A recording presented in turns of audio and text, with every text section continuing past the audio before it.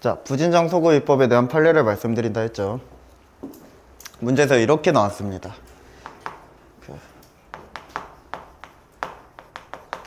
우리 처음에 수강 신청을 할 거예요. 대학 안 가신 분 계신가요? 고졸이다? 또는 중졸이다? 다행히 여기 계신 분들은 다 그 대학을 한번 가보셨나 보네요. 뭐 혹시 인강으로 듣고 계신 분들은 고졸인 분도 있을 수 있으니까 우리 대학교를 가면은 수강 신청이란 걸 항상 해요. 뭐 고졸인 분들도 이런 건 한번 봤을 거야. 막 그 PC방이라던가 사람들 컴퓨터 앞에 딱 앉아갖고 수강 신청하려고 클릭 딱딱딱 막 하고 있고, 막 그 서버 타이머 시계만 띄워가지고 막 딱딱딱 막 이러고 있는 거, 이런 거 한 번쯤은 얘기를 들어봤을 거예요. 수강 신청이라고 하는 건 진짜 말 그대로 대학교에서 내가 어떤 강의를 들을지 이거를 신청하는 것을 수강 신청이라고 표현을 하는데, 우리 여러분들 맨날 광클하느라고 잘 못 받겠지만 수강 신청할 때 여기에 대한 학칙들이 쭈루루룩 써져 있습니다. 이런 거 지켜주셔야 되고요, 이런 거 위반하면 안 되고요, 우리가 뭐 이렇게 했으면은 당신은 뭐 그 F를 받을 거고요, 이런 것들이 학칙에 싹 규정이 돼 있어요. 징계 같은 걸 받을 때는 이렇게 될 거고요, 이런 것들. 수강 신청 이후에 쭉 공부를 하고 수강을 됐다가 이제 시험을 보겠죠. 시험을 보고 이 시험에 대한 결과가 발표가 될 거야. 그치? 근데 이 학기 중에 시험 끝나고라던가 시험 그 이전이라던가 이럴 때 학칙이 개정된 거야. 학칙이 개정돼 가지고 만약에 이 점수 요건이 많이 미달이 되면은 이때 징계를 가하겠습니다 라는 규정이 추가가 됐어요. 징계를 가할 수 있습니다 라는 규정이 추가가 됐어. 이거를 가지고 학칙이지만 딱 법 개정이다 라는 기준으로 두고 봤으면은 이게 문제가 진정소급표일까 부진정소급표일까 이거를 물어본 거예요. 문제상의 판례상으로는 이렇게만 나왔습니다. 수강 신청 이후에 결과 발생 전에 학칙 개정이 이루어졌다. 그 이후 개정된 학칙에 의해 중간고사 성적 미달자에 대해서 여러 가지 징계 처분을 가하려고 합니다. 이때 이 학칙 개정이 적법합니까? 위법합니까? 라고만 나왔어요. 우리는 이제 원칙으로 풀라는 거지. 원칙으로. 위법하다는 건 뭐야? 진정소급입법이면 위법하게 될 거고, 부진정소급입법이면 적법하다고 표현을 할 수 있겠죠. 이거는 그럼 어떻게 진정소급인가 부진정소급인가? 수강 신청이라는 행위 시작과 결과 발생이라는 행위 종료, 그 중간 지점에서 학칙이 개정됐기 때문에 이게 뭐다? 부진정소급입법이다 라고 얘기를 하는 겁니다. 부진정소급입법이다. 그러니까 이 학칙 개정은 적법하다, 위법하다. 학칙 개정은 원칙을 적용을 해서 적법합니다 라는 판례였습니다. 그러니까 우리는 이제 예전 같았으면은 그냥 대놓고 얘기를 해요. 행위시, 그 다음 행위 종료시, 이때가 법 개정 이전입니다, 법 개정 이후입니다, 이렇게 대놓고 얘기를 한 다음에 그래서 적법하니까 위법하니까 이런 표현들이 있었는데, 이제 문제 스타일은 어떻게 나올 거라는 거야? 정확히 행위시가 언제다 이 얘기를 정확하게 안 해주고 그냥 우리가 수강 신청을 했는데요 막 이러면서 사례를 아예 들고 온다는 겁니다. 그거를 우리가 해석을 할 줄 알아야 되게 되었다는 얘기예요. 물론 이 선지 나왔을 때 그 다른 정답들이 딱히 답이 될 게 없었어요. 그래서 얘를 충분히 찍어갈 수 있을 정도로 문제 난이도는 어렵지 않았었습니다. 어렵지 않았지만 한번 이런 문제가 출제가 됐다는 것은 앞으로도 이런 문제가 출제가 될 수 있다는 거야. 또 물론 요번 국가직이 2022년도 국가직이 진짜 지나칠 정도로 어려웠어. 그래서 7급 애들도 문제를 많이 7급 준비한 애들도 문제 진짜 많이 틀릴 정도로 굉장히 어려웠어요. 그래서 욕을 뒤지게 얻어많이 먹고 지방직 때 난이도를 확 낮추기는 했었습니다. 아마 국가직 이 다음 2023년도 국가직 때 아마 요것만큼 어렵게 나오지는 않을 것 같긴 해. 근데 혹시 모르죠. 이거보다 더 어렵게 나올 수도 모른단 말이야. 그거는 이게 왜 행정법이 필수 과목이 됐으니까 너네도 이거를 열심히 공부를 잘 해야 된다는 거야. 그리고 사실 우리 5과목 중에 우리가 실무상에서 제일 많이 도움이 되는 과목은 사실 행정법입니다. 당연한 거예요. 국어랑 행정법이야. 제일 도움이 많이 되는 것은. 그래서 그만큼 높은 난이도를 다 풀 수 있을 그 정도의 실력을 요구를 한단 말이야, 문제에서. 그래서 이런 것들도 우리가 해석을 해나갈 줄 알아야 해요. 일단 뭐부터 반드시 기억을 하는 거야? 뭐부터? 원칙부터 기억하는 거야. 원칙부터. 원칙 기억하고 그 이후는 국어 문제입니다. 법 문제가 아니라 국어 문제야. 이런 것들을 내가 풀기 위해서는 어떻게 해야 돼? 내가 국어 점수 좋은 점수 받으려면 어떻게 해야 돼요? 독해를 많이 해봐야 되는 거지. 그래서 제가 이제 우리 그 국어 선생님 강의를 제가 봤어요. 이제 인터넷 올라가 있거든, 국어 선생님 강의. 내가 봤었는데 되게 좋더라고. 그렇게 공부하면 되게 좋은 것 같아. 막 국어 선생님께서 강의하시는 게 너네가 독해책 아무거나 사와가지고 여기 중심 내용이 뭔지 이런 거 한번 적어보면서 파악하는 연습을 한번 해봐라. 처음엔 시간 오래 걸리겠지만 나중에 그게 도움이 많이 될 거다, 이런 말씀 하시더라고. 똑같아. 행정법도 똑같아요. 결국에는 법 원리를 내가 다 알고 나면 그때부터는 국어 문제거든요. 근데 우리가 문제를 내가 원리를 다 알고 있어도 문제를 틀리는 이유는 판례를 내가 해석을 못하기 때문이야. 왜? 내가 지금까지 판례를 한 번도 본 적이 없고 살았거든. 국어 같은 경우는 그래도 어렸을 때 책이라도 많이 읽어봤어요. 그래서 책 많이 읽은 애들은 국어 점수 따로 독해 공부 안 해도 좋은 점수 받아. 판례들은 우리가 기존에 접해보지 않았던 과목이잖아. 안 왔던 그 지문들이잖아. 그렇기 때문에 여기에 대해서 끊임없이 문제 푸는 훈련을 통해서 숙달을 해주셔야 됩니다. 결국 정답은 판례를 많이 읽어보기밖에 답이 없어요. 많이 읽어보기. 그러니까 항상 뭐 해라? 항상 이 수업 끝나면은 뭐부터 해라? 진도별 기출문제집 그거부터 문제를 풀어봐라. 그거를 문제를 풀고 처음에 당연히 다 틀리겠지. 다 틀리는데 틀리면서 내가 왜 틀렸나 이런 거 해설같이 읽어보고 해설로 판단이 안 되면 나한테 질문을 해서 대답도 들으면서 이런 것들을 계속 보다 보면은 우리가 나도 모르게 자연스럽게 그 독해의 능력치 자체가 올라갈 거야. 그러면은 그 올라간 이후로는 이런 문제 나오면은 오히려 쉬운 거지. 왜? 원리가 쉬운 원리였으니까. 진정소급입법이면 금지된다, 위법하다. 부진정소급입법이면 적법하다. 원리가 쉬운 원리가 돼버리니까 이 해석만 하면은 문제가 진짜 쉬워지는 거야. 그래서 그런 거 숙달을 하기 위해서 계속 강조하지만 뭐 해라? 문제 풀어라, 문제. 자, 그 다음에 이제 소급입법에 대한 얘기를 계속 한번 해볼게요.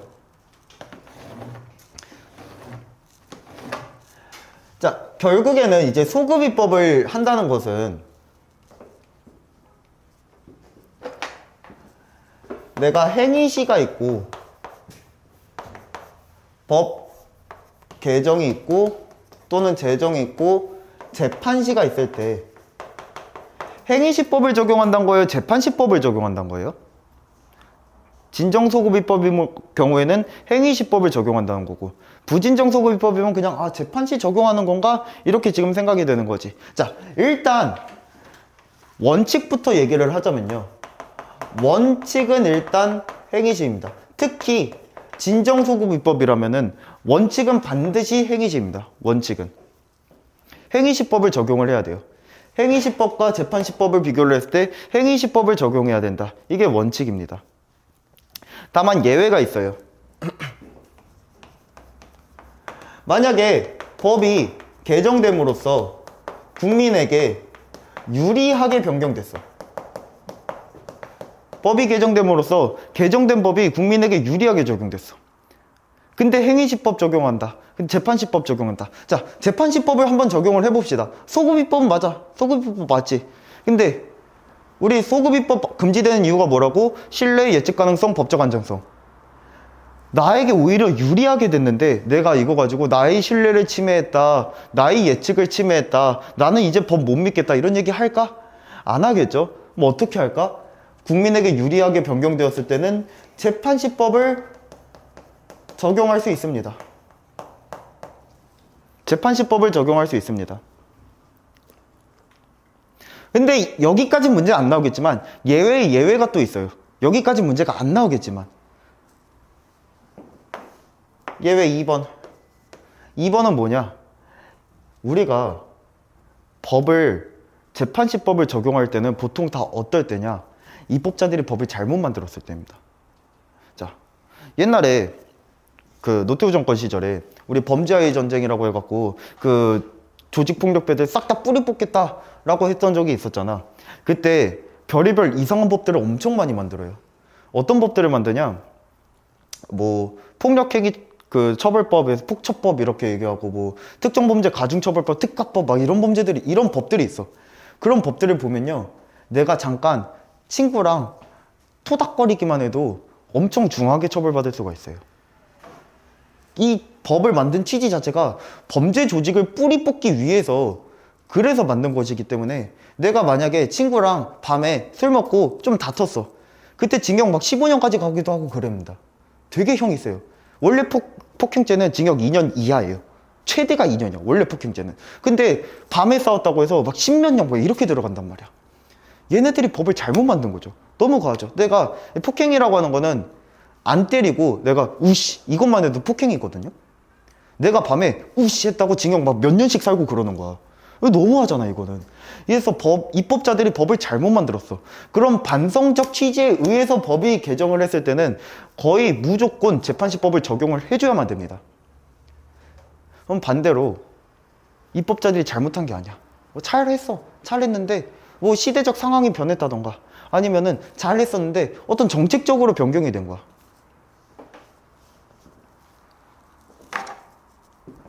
뭐 시대 상황이라던가 단순한 정책의 변경으로 인해서 법이 개정된 경우 이럴 때는 행위시법을 적용할 수 있습니다.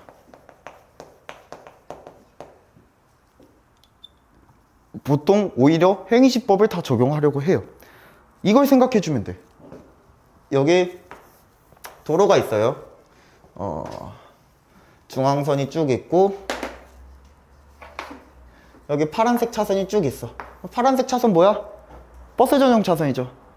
이런 전용 차로가 있어. 여기 버스 전용 차선이야.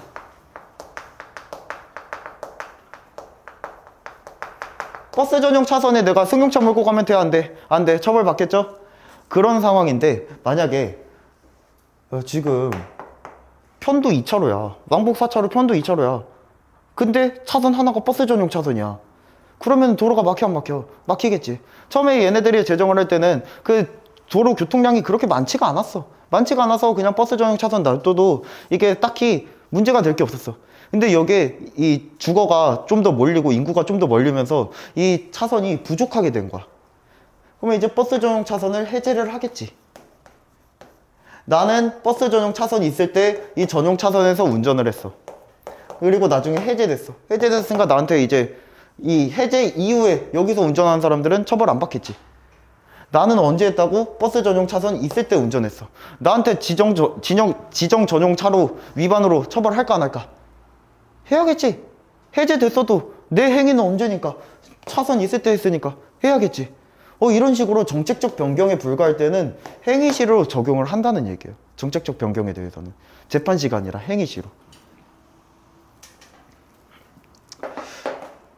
문제로는 나올 가능성 굉장히 적습니다. 이거는 너무 이제 형법적인 쟁점이야. 형법적인 쟁점에서 여기 부분까지 아마 나오지는 않을 거야. 일단 우리는 그러면 이제 뭘 기억해 주냐? 법 개정됐을 때 유리하게 변경되면 재판시법 적용한다고. 그러니까 유리한 거 적용한다고 한 거죠. 만약에 법이 개정되는데 불리하게 변경됐어. 그러면 행위시법 적용은 재판시법 적용이야? 행위시법 적용이죠. 자, 이렇게 생각하면 됩니다. 원칙 행위시인데 여기에 플러스 더해서 유리한 거 적용. 유리한 법 적용. 원칙 행위시인데 유리한 법 적용. 이렇게만 생각해 주시면 돼요. 원칙 행위시인데 유리한 법 적용. 그리고 마지막으로 이 정도 얘기는 나올 수 있어요. 이 2번에 대해서는 구체적으로 얘기를 안 하겠지만 이 정도 얘기는 할 수 있습니다. 자, 만약에 법이 유리하게 개정이 되었을 때 행위시법 적용할지 재판시법 적용할지 이거는 기속일까요? 재량일까요? 기속이 뭐? 법에 의한 구속. 자, 유리하게 법이 변경이 됐어. 근데 이게 뭐 입법자들이 잘못했다 뭐 이런 상황이야. 아니면 또는 뭐 정책적 변경이야. 반드시 해야 될까? 재량일까? 라는 얘기가 나옵니다.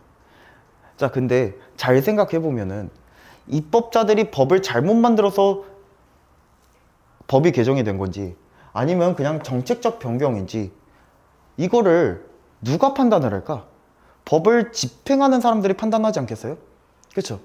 입법자들이 처음에 법 만들 때부터 얘기할까? 우리가 법을 잘못 만들었어요. 그러니까 법 개정하는 거예요. 얘네들이 법전에다가 써둘까? 1조 1항 우리는 법을 잘못 만들었었습니다. 이런 거 써둘까? 아니야. 이것은 결국 법을 집행하는 사람들이 법을 해석을 통해서 아 이런 느낌이겠구나 하고 적용을 하는 거예요. 그럼 기속일까 재량일까? 재량이라는 겁니다. 재량. 왜? 이 법을 집행하는 사람들이 자기 해석에 의해서 한번 판단을 해본다는 거야. 아, 그러니까, 내 생각으로는 이게 얘네들이 잘못 만들어서 법 바꾼 것 같아. 그러니까 이때는 재판시법 적용할 거야. 아니야, 내 생각으로는 이게 정책적 변경에 불과한 것 같아. 그러니까 행위시법 적용할 거야. 내가 판단을 하고 내가 적용시킨 것 때문에 나의 재량이라고 얘기를 해버리는 겁니다. 그래서 행위시법 할지 재판시법 할지는 재량이라 이렇게 표현을 합니다. 뭐 이제 우리가 문제를 풀어야겠지. 문제로 이제 얘네들이 선지가 어떻게 구성이 됐느냐. 1번 원칙적으로 행위시법 재판시법에 대해 재판시법에 대해서 소급입법의 경우에는 원칙적으로 뭐 적용한다? 행위시법 적용한다. O. 원칙적으로 재판시법 적용한다. X. 그 다음 두 번째, 만약에 국민에게 유리한 법이 만들어졌을 때 무슨 법 적용하겠다? 재판시법 적용하겠다. 뭐 여기서 시대 상황이니 정책 변경이 있다는 표현들이 안 들어가 있어. 그러면은 다 1번입니다. 1번 사유. 그래서 법이 유리하게 국민에게 적용이 됐다. 그럼 어떻게 적용하겠다? 재판시법 적용하겠다. 그 종전의 법이 국민에게 유리하고 이 이후의 법이 국민에게 불리하게 변경됐다. 어떻게 적용하겠다? 행위시법 적용하겠다. 그래서 문제에서 묻고자 하는 포인트 자체가 달라지는 거죠. 첫 번째는 그냥 원칙 물어보는 거고, 두 번째는 구태엽, 종전법, 이후법, 이때 불리했네, 유리했네 얘기하면서 어떤 법을 고를지 선택하라는 거죠. 일단 뭘로 정해라? 유리한 걸로 가라. 유리한 걸로. 그 다음 세 번째, 아예 대놓고 이렇게 물어볼 때가 있어. 행위시법을 사용을 할지 재판시법을 사용할지는 누구누구의 재량이다, 누구누구의 기속이다 라는 표현 들어가. 뭘로 가라? 재량으로 가라. 이렇게 세 가지 포인트로 잡아서 기억을 해주시면 됩니다. 세 가지 포인트로 잡아서. 그냥 막무가내로 이거 단순하게 하는 게 아니라 정확히 문제가 어떻게 출제될지 그 포인트를 딱 잡아서 기억을 해주시면 될게요. 포인트를 잡아서. 자,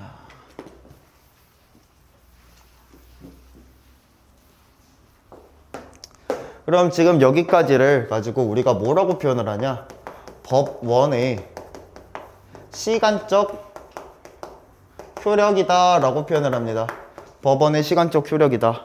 여기서 법원은 사법부 법원? 아니라고 했지. 근원할 때 원자라고 했어요. 그냥 이 법원이라고 하는 건 그냥 단순하게 법이라고 생각해도 돼요. 단순하게 행정법에서 쓰는 법, 그걸 법원이라고 표현을 한다고. 그래서 법원의 시간적 효력이라고 하는 거는 소급입법은 금지한다, 행위시법을 적용을 하겠습니다, 이런 얘기들이 시간적 효력이라는 거. 아니면 뭐 20일, 30일로 하겠습니다, 공포해야 합니다, 이런 것들이 시간적 효력이란 얘기예요.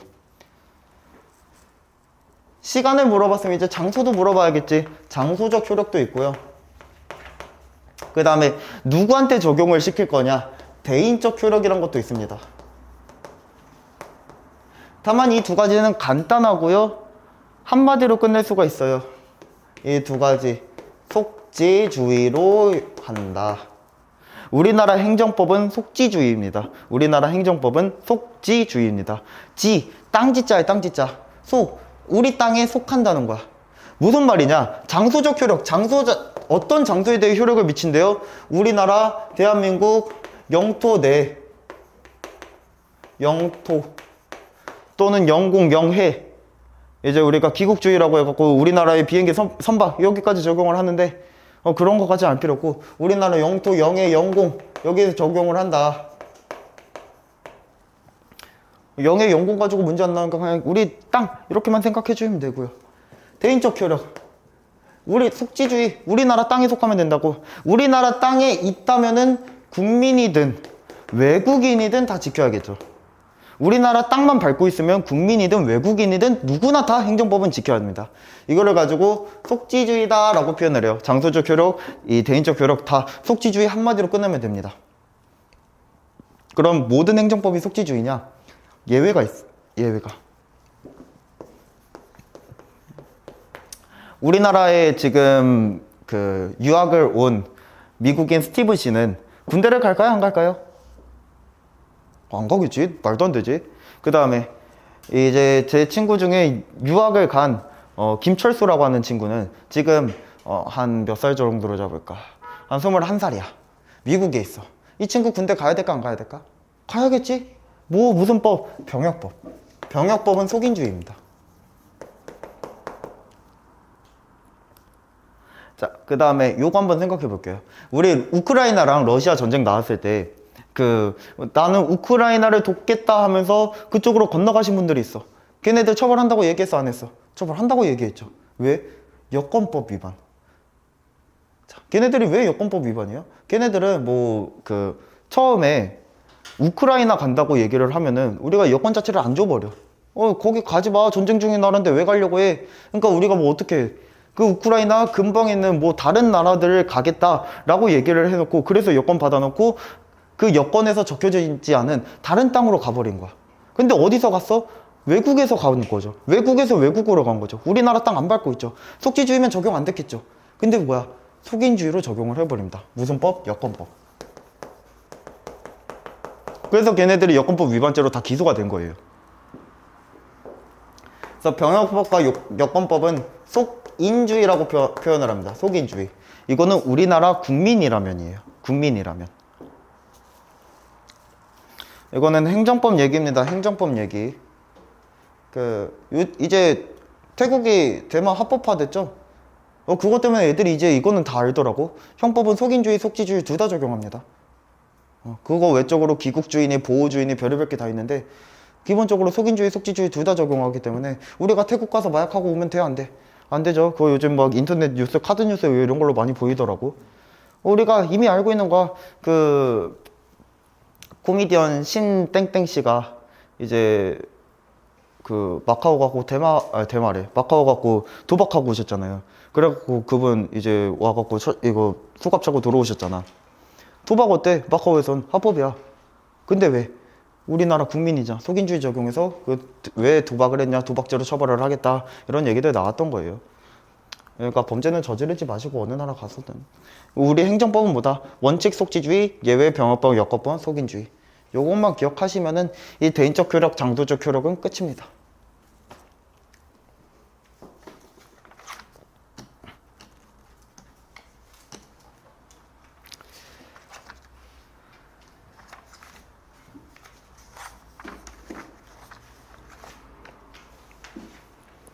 자, 이제부터 볼 것은 법률관계라는 파트인데 여기 파트는 설명할 게 좀 많고 내용 자체도 길고 너무 중요한 파트예요.